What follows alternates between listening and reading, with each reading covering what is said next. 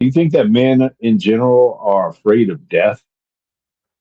I think to an extent everybody is afraid of death because of the unknown. I think it goes back to that unknown thing, but I don't know. I think it's for me, it's more a fear of suffering and pain. I don't think death really scares me because I believe we go on and that's not the end. But I think it's the suffering and the Mhm. pain. Like if I was incapacitated, I'm definitely one of those that have the do not resuscitate, kind of on my records because I don't want to be there vegetative, just stuck in a body. I want to move on, but I think there is that intrinsic kind of natural fear of death that we all go through that keeps us moving and Mhm. keeps us striving.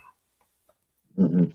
I think we have a fear of a worthless death, but I don't think at most men's core there's a feeling of a sacrificial death. Like if I was going to die for something, like I don't necessarily have a fear of a situation where I'm going to die for a greater cause or die for somebody I love or something like that. And I think I don't know. I don't know if men in general, if there's I'm talking about like the kind of the core of the heart of who we are, where the fear is more about just dying irrelevant as Hmm. opposed to dying for a cause or dying for significance.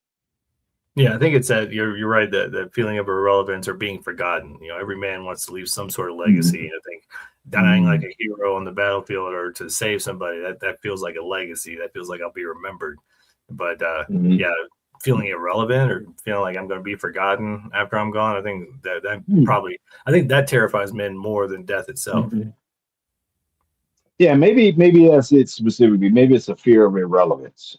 Hmm. Yeah, maybe that's what it is. I mean, maybe most guys kind of at their core, it's like, did I mean something while I Yeah. was here? Purpose kind of thing. Did I leave an impact?